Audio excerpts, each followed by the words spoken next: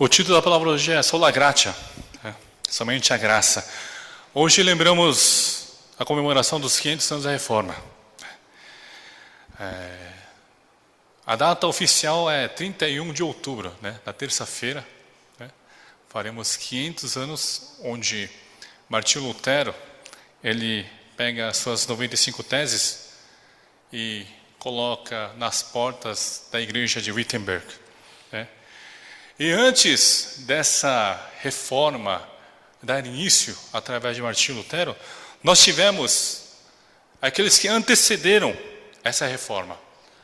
A pré-reforma foi iniciada através de John Wycliffe, o homem que traduziu do latim a Bíblia para o inglês. Esse homem era um dos homens que levantou diversas questões contra a Igreja Católica Romana da época.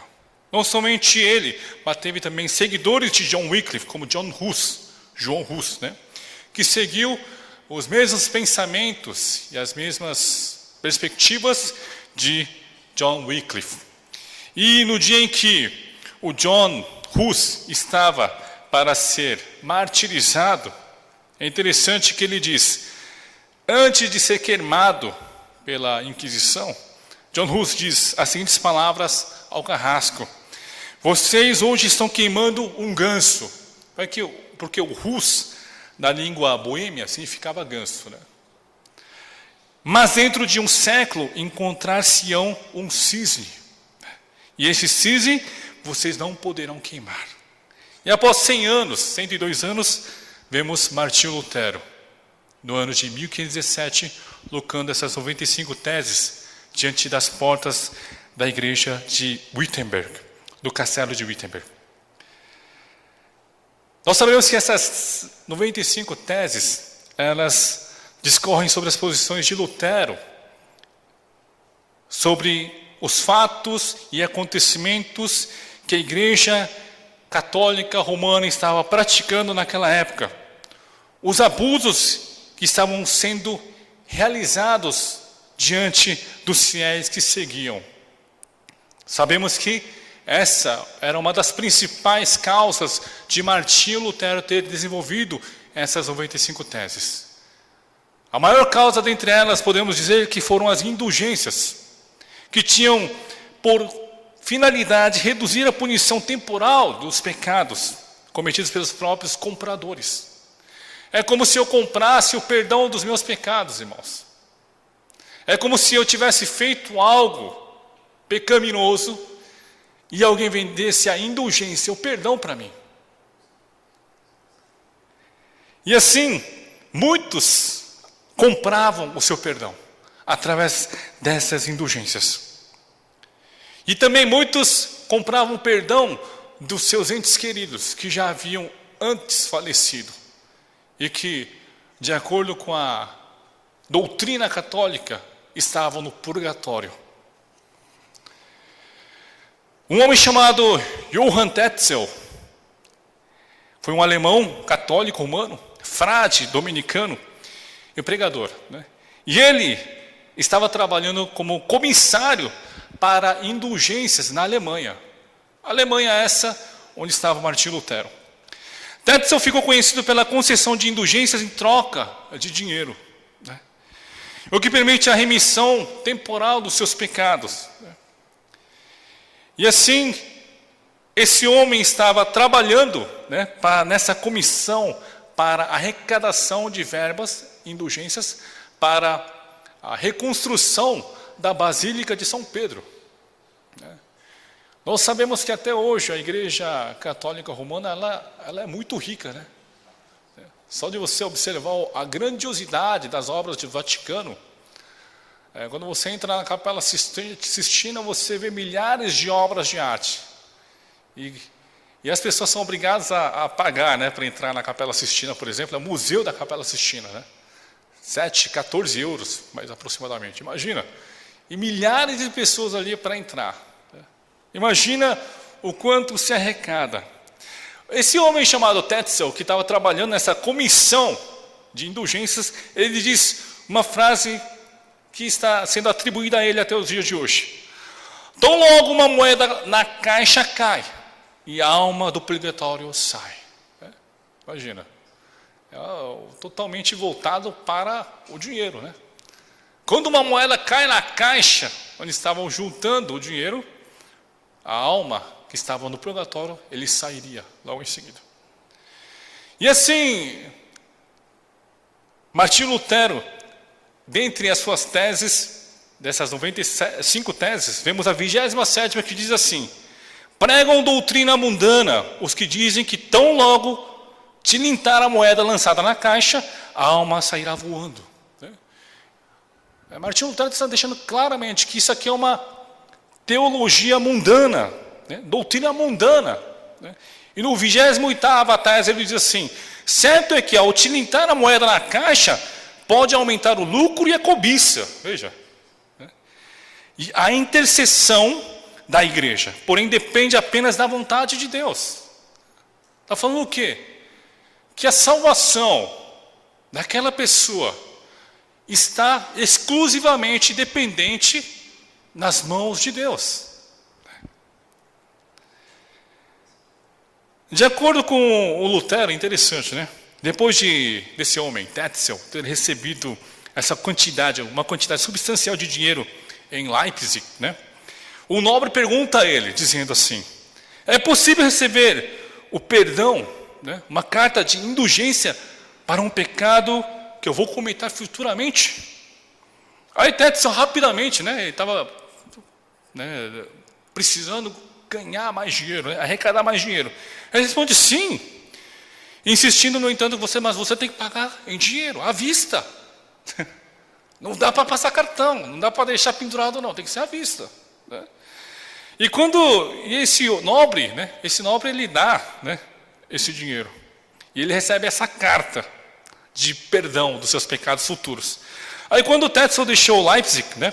Esse nobre ele persegue o Tetzel, né? Ele ataca ele e dá uma grande surra nesse homem, né? E assim ele diz: este era o pecado futuro que iria cometer. Deu uma surra, né? Amados irmãos, nós estamos lembrando os 500 anos da Reforma. Nós sabemos que muitas vidas foram martirizadas. Muitos irmãos, durante todo este tempo, foram perseguidos. Devido à palavra do Senhor. Por seguir a sagrada doutrina do jeito que essa palavra realmente nos coloca em nossa vida espiritual. E nos dias de hoje, observamos não uma indulgência, mas algo semelhante, uma prática que acontece dentro de muitas igrejas por aí. Reforma essa que Martinho Lutero lutou, colocando a sua vida em risco, amados irmãos. Reforma essa que aconteceu com milhares e centenas de vidas que se arriscaram em prol do Evangelho, o Evangelho verdadeiro, somente as Escrituras. Amados irmãos, a palavra de hoje, de Efésios capítulo 2, versículo 1 a 9, nos coloca claramente alguns pontos em nossa vida espiritual. O versículo 3 diz assim: entre os quais também todos nós andamos outrora, segundo as inclinações da nossa carne, fazendo a vontade da carne e dos pensamentos, e éramos por natureza filhos da ira, como também os demais. Isso nos coloca claramente para todos nós que estamos aqui. Todos nós aqui somos pecadores. Todos nós somos pecadores. Porque Romanos capítulo 3, versículo 10 diz o seguinte: como está escrito, não há justo nenhum sequer. Não há justo nenhum sequer, irmãos. A Bíblia é clara, irmãos. Quando diz não há nenhum, não há nenhum. Por isso nós vemos a doutrina dos 5 pontos calvinistas, né? A total depravação, né? do Tulip que nós conhecemos. Total depravação. Não existe nenhum homem nesse mundo que não é pecador. Todos nós somos pecadores.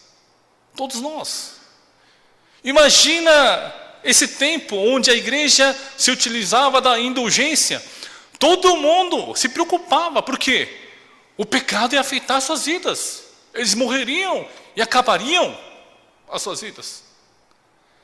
E a igreja se utiliza de um mecanismo chamado indulgência para fazer com que esses homens que estavam desesperados pelo perdão dos seus pecados fossem perdoados e, além disso, a igreja pudesse arrecadar uma boa verba para a construção, nesse caso, da Basílica de São Pedro. Amados irmãos, nós sabemos, todos nós somos pecadores. Nós pecamos diante do Senhor. Não há ninguém nesse mundo que pode dizer: eu sou justo, eu não pequei. Todos nós pecamos. Todos nós aqui pecamos. Todos os dias nós cometemos pecados. Sim, você pode dizer: mas o meu pecadinho é um pecadinho, pastor. Mas irmãos, você continua pecando. Todos nós somos pecadores. Porque a Bíblia deixa claramente para nós. Nós vivíamos em meu pecado. E Romanos 3,10 coloca claramente: não há justo, nenhum sequer, nenhum homem nesse mundo é capaz de dizer: eu sou justo. Porque diante dos olhos de Deus, todos se corromperam. Todos cederam ao pecado. Todos somos pecadores, amados irmãos.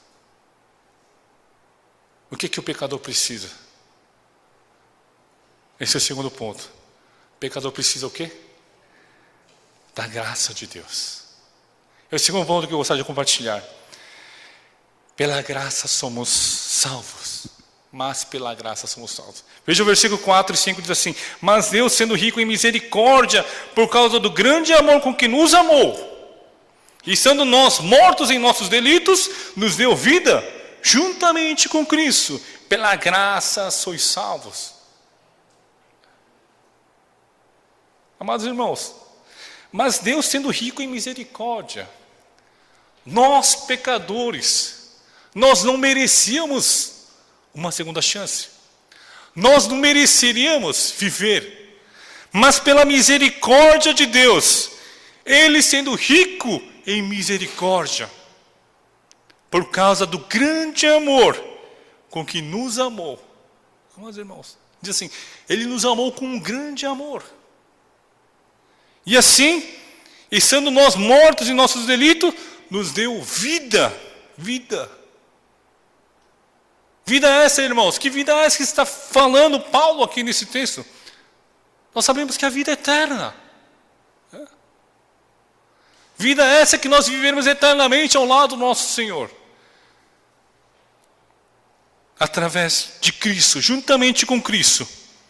E assim a graça, pela graça sois salvos. Amados irmãos, não há nada nesse mundo que possa pagar a nossa salvação. Não há nada. Imagina, irmãos, ter que pagar para você ser salvo. Quanto você poderia pagar?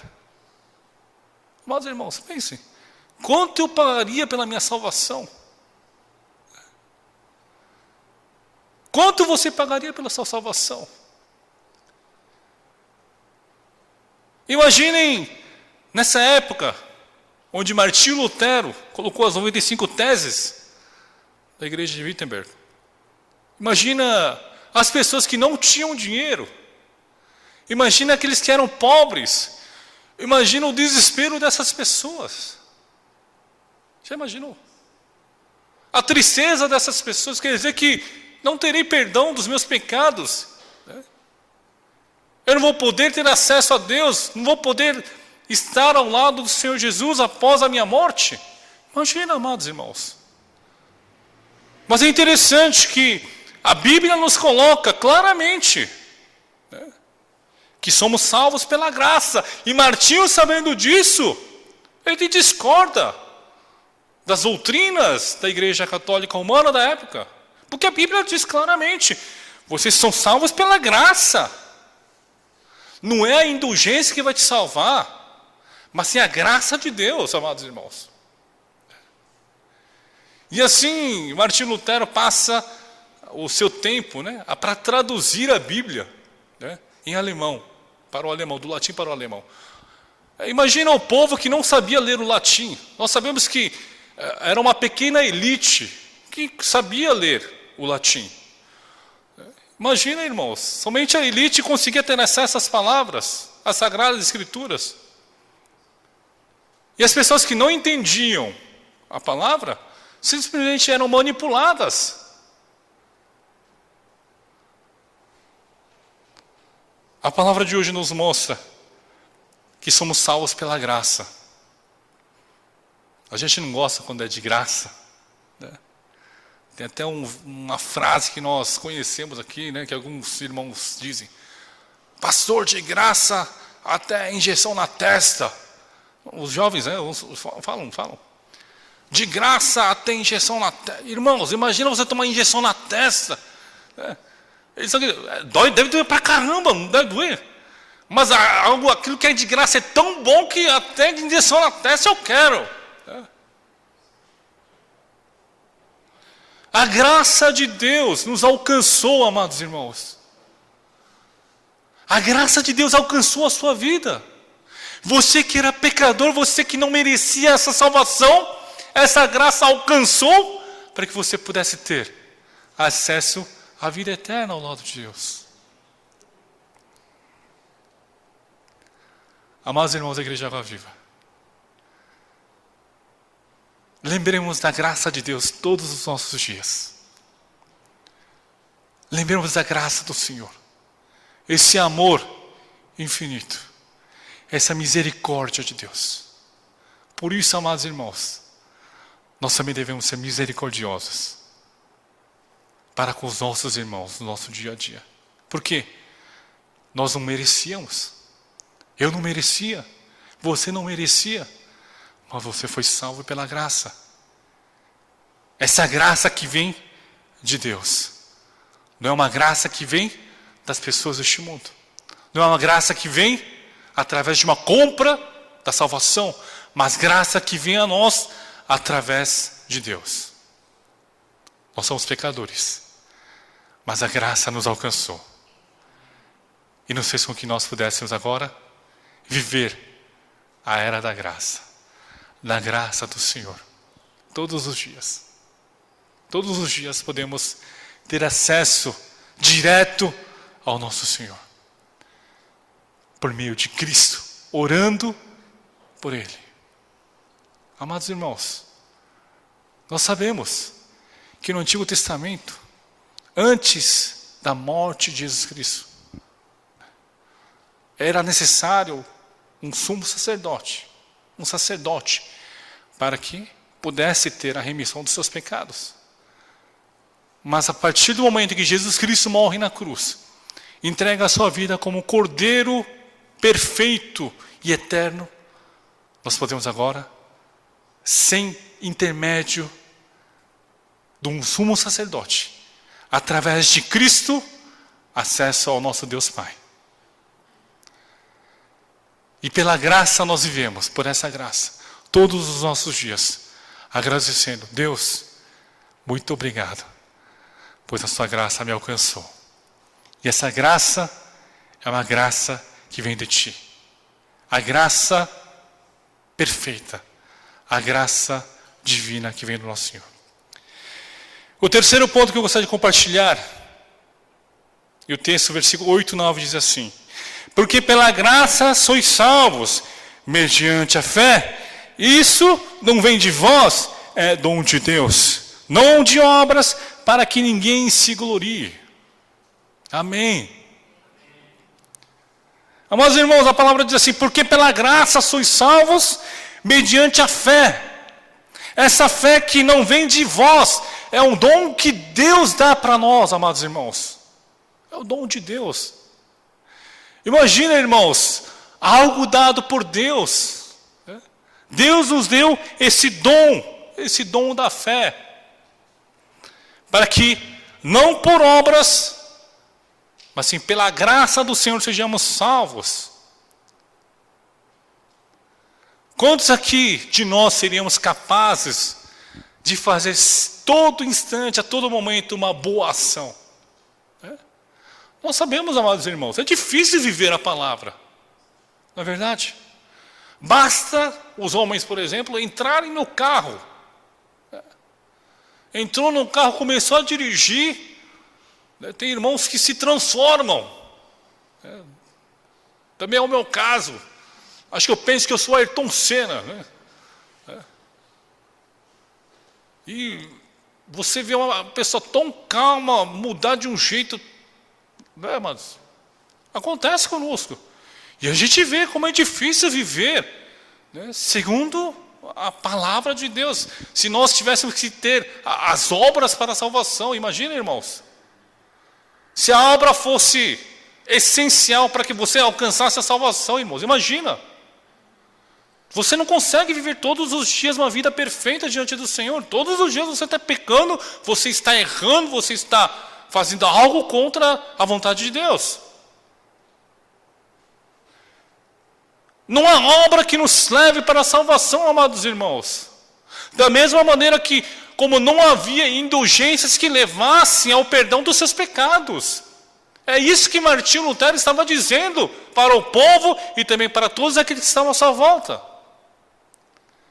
Que não havia uma boa ação que te levasse para a graça de Deus.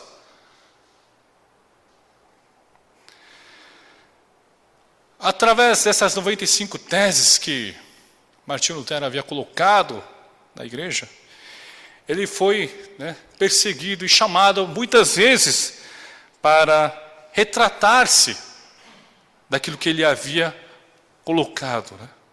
E num desses momentos ele foi chamado para a reunião de Worms, né, em 1521, né? E Lutero já estava no momento em que estava temendo pela vida, né? Porque eram pontos muito polêmicos que Lutero havia colocado, irmãos. Imagina, indulgências era algo que a Igreja Católica Romana precisava demais, porque isso fazia arrecadar dinheiro. Quanto mais dinheiro era melhor para eles. E estavam meio que cortando então, né, o canal do dinheiro da Igreja Católica. Estava se voltando contra esse ponto. E numa dessas reuniões que ele foi convocado de Worms em 1521, ele estava temendo por sua vida.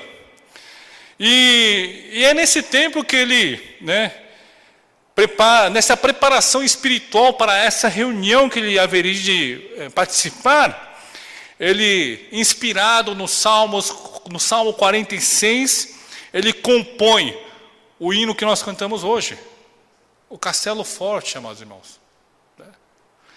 O que diz o hino, amados irmãos? Diz assim: Castelo forte é o nosso Deus, espada e bom escudo, com seu poder defende os seus em todo transe agudo. Com fúria pertinaz persegue Satanás, com olho cruel, muito forte é o Deus fiel, e igual não há na terra. Amados irmãos, imagina, Martinho Lutero estava correndo risco de vida, estava em um grande perigo, tanto que haviam pessoas à sua volta dizendo: não vá, mas ele foi, porque sabia que Deus estaria com ele em todos esses momentos, como ele declarou nesse hino que ele compôs. E um dos amigos de Martinho Lutero, que era o Felipe Melanchthon, ele disse para o Felipe Melanchthon, né, que estava ao lado dele, quando estava nos momentos de grande tribulação em seu coração, dizia assim: vamos, Felipe, né, cantemos o Salmo 46, vamos cantar o Castelo Forte. Amados irmãos, todos nós passamos em nossa vida espiritual por momentos de grande dificuldade. Imagina o risco que Martinho Lutero estava correndo nesse momento.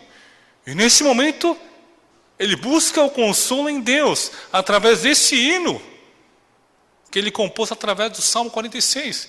E a segunda estrofe diz assim: a força do homem nada faz, sozinho está perdido, mas nosso Deus socorro traz em seu Filho escolhido. Sabeis quem é? Jesus, o que venceu na cruz, Senhor dos altos céus, e sendo o próprio Deus, triunfa na batalha. Veja, irmãos,